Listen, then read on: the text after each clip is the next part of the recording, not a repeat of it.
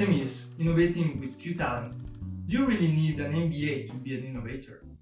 Oh wow. All right. Just made me redundant. Yes, who has an MBA here in the room? Of course. And I have lectured MBAs and programs around the world, and I can tell you absolutely from experience, if you would like to damage the innovation in your company, fill it with MBAs. I've got to defend that. Okay. I think it's two parts of your question. What would you learn on an MBA? What's the information you get, the knowledge that you get, and what's the experience? Now, actually, I think the information is an easy part. That we can get that information in many, many different ways. You can read books, watch videos, you can talk to people. You don't have to go to Harvard or my university for that MBA. But the other thing you get, which is for me really important for small businesses, is connection. You meet people, different perspectives. One friend of mine said something about small businesses, which I think is the best piece of wisdom. Tell us. Right. He said the problem for small firms isn't that they're small, it's that they're isolated. And that's really the challenge. So if you stay inside your firm, we can know it all. Even if you read the books, what you may miss are the surprising connections. People who could help you, people who could challenge you, people who've got a new insight. That for me is why you might want to do the MBA. And of course you do it at my university.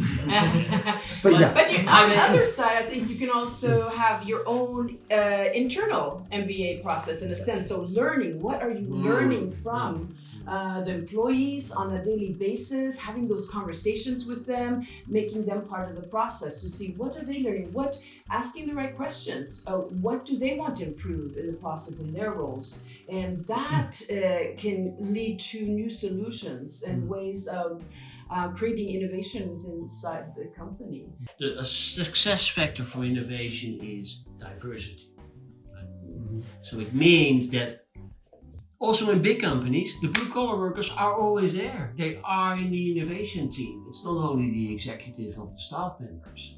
And I think that for diversity reasons, there are two interesting things. First of all, get people from the outside in your SME, make them a part of the team. The only thing you need is a big tolerance to let everybody be different, because it's diversity which create new solutions. Because... Yeah, there we go. You gotta get connected. Get tell 'em, Rob. connected. If you're small, If you're small, gotta get connected. get connected. And you'll win it all. Win it all.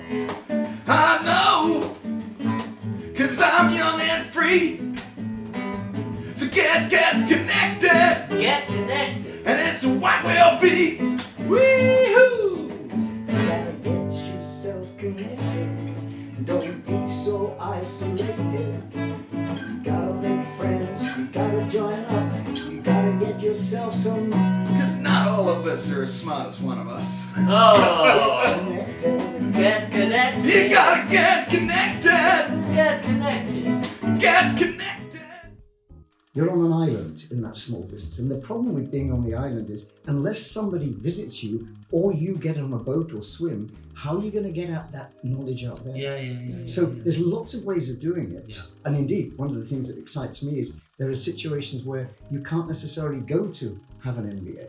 No. It's too far. No. But on the other hand, And in today's world, a lot of people are just getting, in the market is shifting so quickly, it's so dynamic and turbulent. People are learning on the go now. They're getting specialized certificates, they're and creating a culture where everybody can learn from each other. So I think that's very important for an SME to look at how do you optimize your resources as a smaller team and use outside expertise, use technologies to build jump on ahead. that, on that, because we have to go from the ideation phase to the implementing phase. Yeah. And I see a lot of SMEs very successfully co-creating with others. You don't have to do everything yourself, especially in the realization phase, right? It is who can we partner with, and suddenly you have 2 or 3 other SMEs, and together you are much stronger because you don't have to do everything yourself. Exactly what you said. Small firms have the advantage of being fast, flexible. If you want to take a decision, bang, you can do it. They're all the things. And what they lack is, of course, the resources. But for me, I'm still going to come back once again to my isolation thing, because part of it is accessing new resources, new knowledge, who else do I need to get my ideas taken forward? But the other side is, someone's got to challenge me. One of the things I see a lot with small firms is they're self-referential. They don't kind of check out. That's it. Because they are not small, and they are small, but they are not fast. Yeah. They are stale. Because me as an owner, and I don't allow anybody. So it has to be also having trust in opening up. So I think the mindset of the leaders of SMEs first must be, hey, I don't have to do it myself anymore, right? I would agree. And looking at how to optimize those resources internally with your employees, but externally, how do you connect to the wider network? How do you connect to the local ecosystems? So optimizing that. I actually think it's easier though, because than perhaps you are describing. And so I'm not disagreeing with what you're saying, but I want to yes and that. In an SME, each customer is potentially far more valuable to our overall business than perhaps a larger business at scale. And so part of this isolation might be solved if, to the extent that I can be more customer responsive. Now, as a consultant, I've spent 10 years in customer experience. And one of the things that I notice about big companies is that they are fundamentally evil, right? Their interactions with customers are first designed to make sure that the company gets a risk-reduced net margin, net return on capital. Whereas in a small business, perhaps there's a different kind of potential relationship between our customers that makes us more responsive, and maybe that's the solution to the isolation, John. Maybe it's a kind of a co-creation with your customers, perhaps, that fixes that. Yeah, I think the other thing about the isolation, which gives me a sense of optimism, we're now at a time when making connections is easier than it's ever been. Yes. It used to be, back to my story, big is beautiful because big has the resources. Yeah. Now it doesn't matter anymore because small and connected can make a difference. Really? And then John came in and he asked me 3, 4, 5 questions and we completely turned it around. And it wasn't as difficult as I thought or whatever it was. It was just in front of my feet, but I couldn't see because my mindset was so close and he got me out of it. Together, I said, come on, John, we have to do this together. I need you as a support. And John and I did it together, and John said, you know what? I see you have little money, come on, let's make a joint venture. And he stepped in. Back to blue collar workers. Can a blue collar worker be an innovator? Yes, most definitely. I've seen that. Most definitely. Of course. At SMEs, innovation is seen as on top of.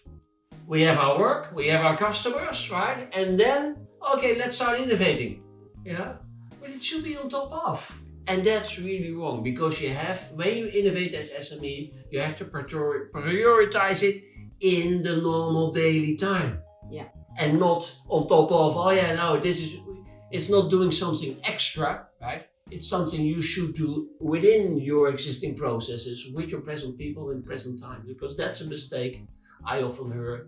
Yeah, you could build that though, because any business, whatever size it is, once upon a time was a startup and a small business. Yeah. So arguably, except Hewlett Packard.